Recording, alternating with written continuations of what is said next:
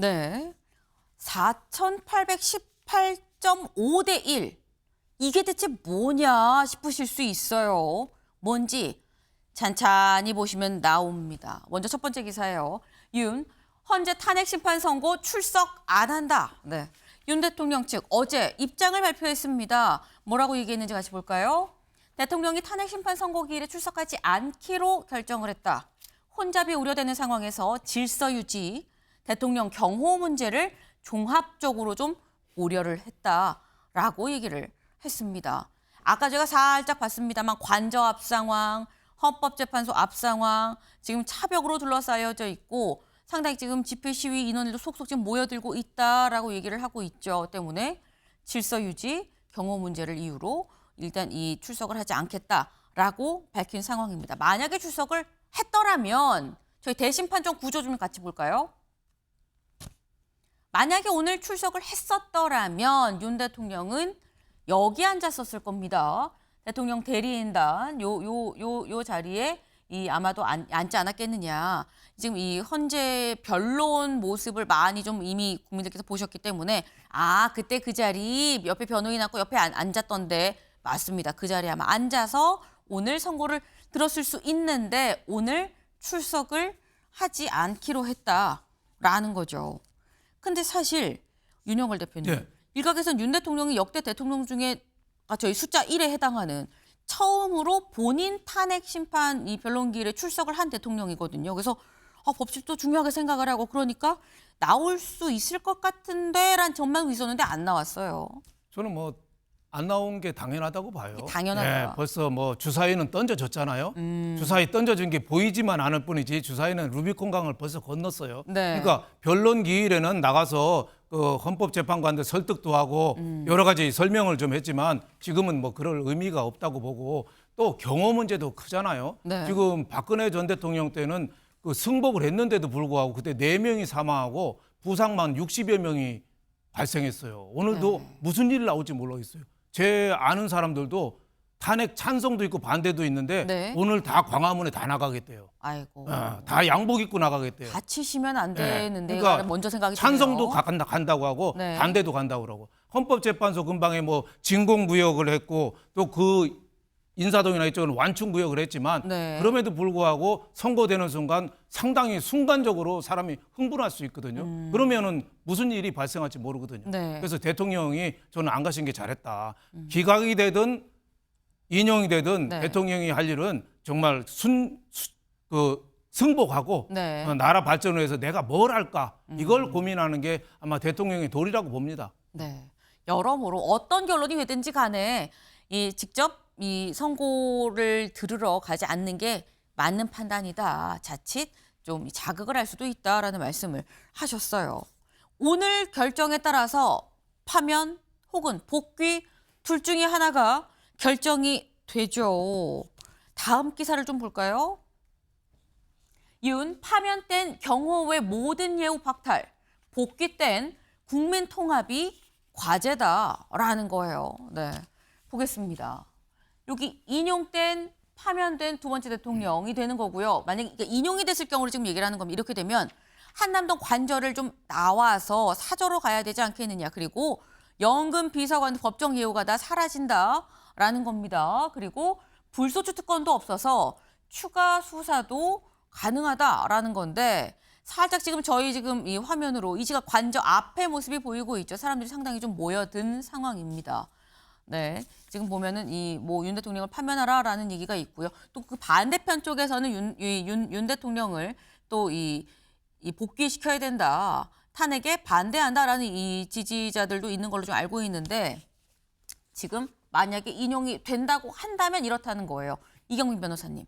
여기서 눈에 들어오는 게 연금 비서관이랑 법정 예우가 사라진다라는 거는 그럴 수 있는데 관건은 불소추 특권도 사실 같이 사라진다라는 거거든요. 이렇게 되면 추가 수사가 가능하다라는 건데 현재 야당 쪽에서 이것저것 윤 대통령 관련해서 제기한 의혹들이 상당한데 이거 관련해서 그럼 명태균 씨 건 등등 해서 이게 직접적으로 만약에 오늘 선고가 인용으로 나온다면 수사에 들어갈 수 있다라는 얘기인 겁니까? 그렇죠. 이제 대통령 신분이었을 때는 우리가 형사상 불소추 특권을 두고 있고 네. 그래서 내란 외환의 제외하고는 진행이 되지 않습니다.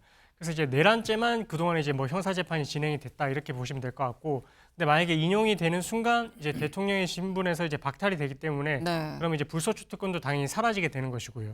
그래서 말씀하셨던 뭐 이제 명태균 특권부터 해가지고 뭐 당시에 이제 체포를 또 방해를 했다는 뭐 그런 부분들에 대해서도 이제 혐의를 받고 있어서 뭐 나머지 형사 사건의 이 피의자로 아마 좀 입건이 될 가능성이 크고, 그러면 아마 그 나머지 수사 절차가 좀 진행될 가능성이 좀 크다라고 이제 볼 수 있을 것 같습니다. 네. 그러니까 오늘 주문이 나오고 난 다음에 즉각적으로 이게 지금 이 효력을 갖게 되는 거거든요. 그렇게 되면 만약에 인용이 되면 즉각적인 파면이기 때문에 그렇게 되면 말씀하신 것처럼 여러 가지의 이 사건에 직접적으로 피고인으로 또 들어가게 될 수도 있다라는 말씀을 하셨어요. 그럼 만약에 오늘 기각이 되면, 기각 각하가 되면 어떻게 되느냐, 여기를 보겠습니다. 기각 각하 땐 말씀은 즉시 또 직무에 복귀를 하게 되는 겁니다. 용산에서는 지금 국민 통합의 메시지를 담은 대국민 담화를 현재 준비하고 있다라는 얘기가 나오고 있어요. 그리고 아마도 NSC를 소집하고 미국 관세 폭탄 심각하죠. 관련해서 대응을 좀 하지 않겠느냐. 더불어 정치권은 이 직무에 복귀한다 그러면 개헌을 좀 공론화할 수가 있고, 하지만 대야 관계 개선 없이 좀 가시밭길일 것 같다라는 얘기가 있습니다. 제목에 나와 있죠. 복귀된 국민 통합이 과제다. 뭐 미국의 뭐 관세 문제, 뭐 지금 뭐 민생 경제 어려운 거 이런 것도 다 문제긴 문제입니다만, 사실 어떻게 보면 그보다도 더 중요한 문제는 국민 통합이 과제다라는 건데, 최창일 교수님. 근데 이게 복귀하지 않더라도 문제가 될 수 있는 포인트인 것 같아요. 근데 진짜 풀기 어려운 과제거든요. 이거 어떻게 풀어야 됩니까? 저는 글쎄 이 기각이 되든 인용이 되든 뭐 혼란은 불가피합니다. 네. 근데 제가 잠깐 아까 말씀드린 것처럼 만약에 직무에 복귀한다면, 다시 말하면 기각 각하가 된다면, 그때 상황하고 그때 혼란과 그리고 이제 만약에 인용될 때의 혼란, 그러니까 탄핵 반대 세력의 어떤 반대 지표가 있을 거 아니겠어요? 파면되면 말이죠. 그때는 좀 비교 자체가, 국면 자체가 다르다, 이렇게 생각해요. 마치 야당 정치인 같은 말로 드릴 수 있는데 야당하고 아무 관계 없습니다. 아시다시피. 근데 이게 만약에 대통령이 직무에 복귀한다, 다시 말씀드려서 법률적인 거 숱하게 많이 얘기했어요. 네. 123일 동안. 근데 만약에 직무 복귀하게 된다면 다 떠나서 대통령이 국회의 표결을 좀 방해한 거라고 봐요. 저는 아까 말씀 나왔던 조성현 수방사령관을 국회 측 벌써 불렀단 말이에요. 아니 헌재 측에서. 그러면 분명히 얘기했잖아요. 지시를 받았다. 여러 가지 뭐 진술이 메모가 오염됐다 뭐 이런 얘기 숱하게 있었습니다만, 그거 떠나서 그렇게 보이는데, 그러한 대통령의 그 행위가 위헌 위법적이긴 하지만 그게 대통령을 파면할 정도 중대하지 않다고 판단이 되는 거 아니겠어요? 기각이 됐단 말이죠. 각하는 뭐 절차 자체가 문제가 있으니까 아예 네. 쟁점에 대해서 판단하지 않겠다는 게 각하인데, 만약 그런 일이 벌어진다면 대한민국 국민들이, 대한민국은 어떤 나라냐면 말이죠. 4.19 혁명은 물론이고 4.19 혁명 때 이승만 대통령을 하야시킨 게 4.19 혁명이었어요. 그 1987년도 6월 10일 민주대항쟁이라는 게 뭐였습니까? 거기에 의해서 6월 29일 날 대통령 직선제로 개헌하겠다라는 6.29 선언이 나왔던 거예요. 87년도에. 그리고 그해 이제 13대 대선이 있었는데, 저는 그런 상황 속에서 저기 나오는 정치권의 개헌 공론? 네. 저는 불가능합니다. 왜 불가능하냐면, 저는 뭐 단언에서 좀 그렇긴 합니다만 야당이 들어줄 리가 없어요. 통합 가능하지 않습니다. 제가 볼 때. 그렇다면 어차피 통합이 어려운 상황이긴 합니다만, 네. 만약에 기각이 돼가지고 또는 각하가 되고 대통령 직무 복귀할 때, 그때에 아까 우리 윤 대표님 말씀처럼 많은 사람들이 뭐 찬성이고 만들고 거리로 나간다는 거 아닙니까? 그렇게 따지면 저도 말이죠. 전 제 주위에는 어쨌든 탄핵 반대가 한 명도 없어요. 제 친구들은. 네. 아무튼 뭐 제가 많은 사람 몰라서 그렇겠습니다만, 근데 그 사람들 탄핵에 다 찬성한 사람들인데 만약에 기각되면 다 나가겠다는 거예요, 이 사람들. 근데 그 사람 되게 보수적인 사람들이거든요. 그런 거 볼 때 뭐 사람들에 따라 다릅니다만, 네. 기각 각하 때 즉시 직무 복귀 쓰인 저 여러 기사들, 저기 대단히 무망해 보인다 이런 얘기. 대국민당에 뭐라고 얘기할까? 한 번도 사과하지 않고 헌재 존중한다는 얘기하지 않은 대통령, 여전히 끝까지 싸우겠다 얘기하고, 그리고 정치적 법적 책임을 다하겠다는 그 대통령이 결국은 정치적 법적 책임을 다하지 않았다고요. 소환에 응하지 않았고. 그런 대통령의 대국민당화가 무슨 의미가 있을까? 야당이 응할까? 현실의 문제입니다. 이건 당위의 문제가 아니라. 네. 그러면서 대단히 걱정스럽다라는 말씀 드리는 겁니다. 네. 네. 제가 질문을 국민 통합 어떻게 해야 되죠? 참 어려운 문제인데요. 말씀드렸는데 결국 돌아오신 답이 이 국민 통합 안 돼요.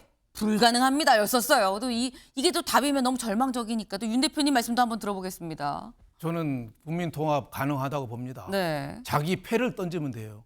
자기 거를 포기하면 돼요. 만약에 기각이나 각하되면은 윤 대통령은 난 조기하야 하겠다. 네. 그 대신에 개헌하고 정치개혁 두 개 하겠다. 네. 예, 그거 어느 정도 한 다음에 하겠다. 조기하야 하겠다. 임기에 연연하지 않겠다고 얘기했잖아요.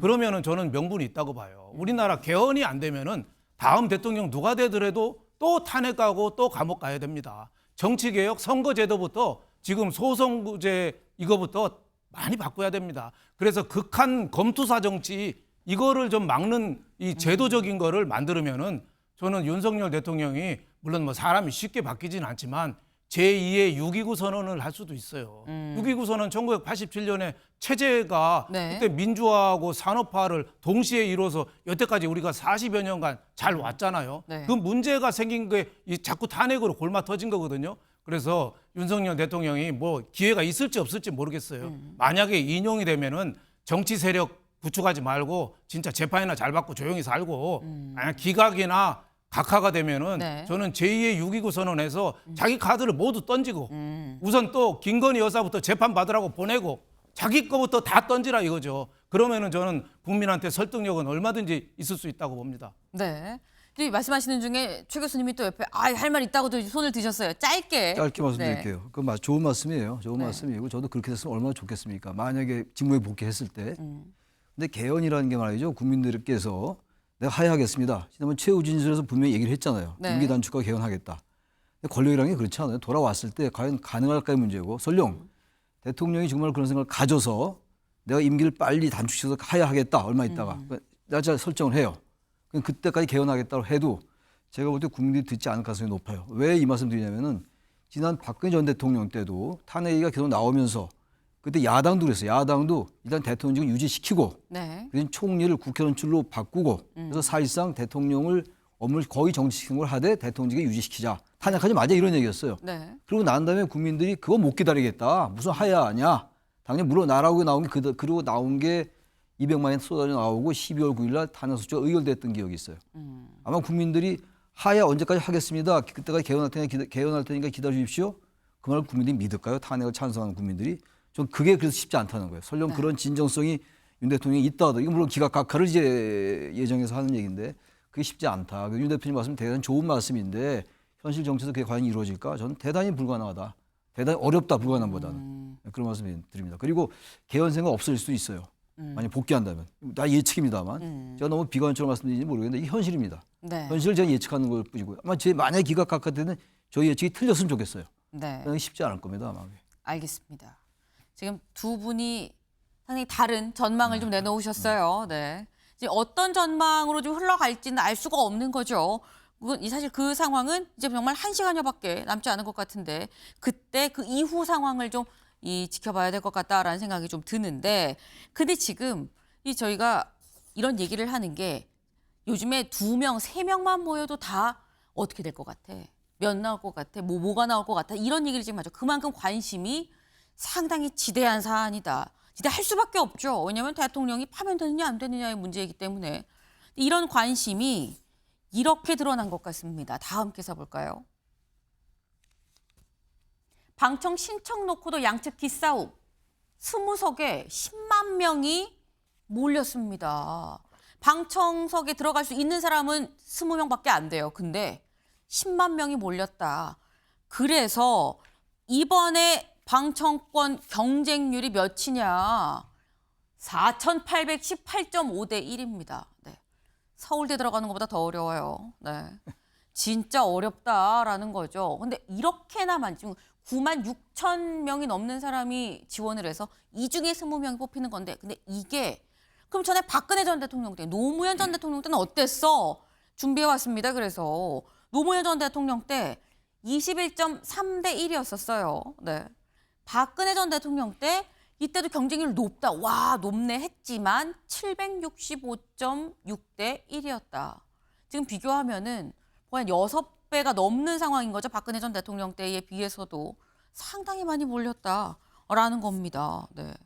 이렇게 많이 몰리는 게 이 정도의 관심이 맞는 걸까라는 생각이 좀 들기도 해요. 윤영걸 대표님. 그만큼 우리가 진영 이 갈라서 있고 네. 대통령이 파면되느냐 안 되느냐에 전 국민의 관심이죠. 저도 어제 밤늦게까지 새벽까지 전화가 오던데요. 제가 뭘 안다고 저한테 어떻게 되냐고 물어보는 게 저도 오늘 바로 틀리면 망신이잖아요. 네. 그래서 뭐 제대로 대답은 안 했습니다만은 네. 그만큼 어젯밤에 불면의 밤을 보낸 사람이 많습니다. 그래서 그게 많이 걱정이 되는 거예요. 원래 승복이라는 말이 이을 승자에다가 딸을 복자예요. 네. 이을 승자는 인정하는 거고 복은 승복할 때 복은 이행을 하는 거예요. 그래서 수용하고 다릅니다. 수용은 그냥 인정만 하는 건데 승복은 어떻게 보면 성당에서 말하는 고해성사랑 같은 거죠. 네. 그러려면은 전 국민이 좀 하나가 돼야 되는데 이게 지금 너무 광장이 갈라서 가지고 굉장히 큰 문제가 아니냐. 4,818.5대 1이면은 거의 로또 정도 수준이죠. 좌석 하나 얻는 게. 네. 이 높은 열기가 어떻게 보면 새나라 건설하고 개혁하고 희망의 출발점이 돼야 되는데 자칫 블랙홀의 그 첫 발을 내딛는 그게 될 수도 있을 것 같아서 진짜 걱정이 많이 되는데 정치 지도자들부터 빨리 승복을 좀 선언해야 됩니다. 지금까지 안 했지만은 오늘 11시에 선거 나오면은 네. 바로 인정을 하고 승복하고 좀 자제를 촉구해야지 자꾸 싸움을 부추기는 정치 지도자가 정말 문제가 아닌가 생각이 됩니다. 네. 지금 정치권이 좀 더 문제가 있는 거 아니냐 이 말씀을 하셨는데 D-1일 바로 어제 오늘 선거일을 바로 하루 앞두고 어제 여야에선 이런 목소리들이 나왔습니다. 들어보고 오실까요?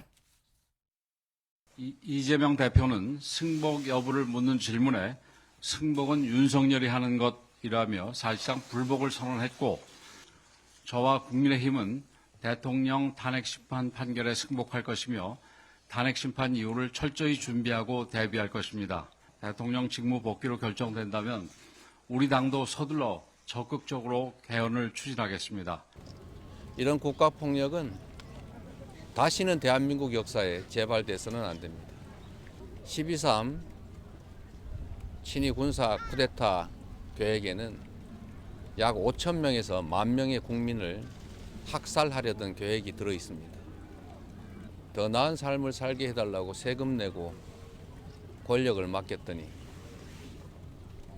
국민이 맡긴 총칼로 국민을 살해하려는 그런 엄청난 계획을 할 수가 있습니까? 네, 지금 권영세 비대위원장, 이재명 대표 얘기를 좀 들어봤는데 권영세 비대위원장은 뭐 이제 직무에 복귀를 하면 뭐 개헌을 할 거다 뭐 이런 얘기를 지금 하고 있고요. 이재명 대표는 어떻게 이런 일이 있을 수가 있습니까? 그러니까 취지는 파면이 돼야 된다라는 얘기를 지금 하고 있어요. 결국 어제까지도 여야의 승복 메시지는 함께하는 승복 메시지가 좀 있어야 된다라는 말은 상당히 많았습니다만 끝끝내 나오지 않았습니다. 근데 아마 많은 국민들이 좀 의아하게 생각할 수도 있는 게 이경민 변호사님. 헌법재판소에서 선고가 나와요. 나오면 여기에 따르지 않을 수 있는 방법이 있습니까?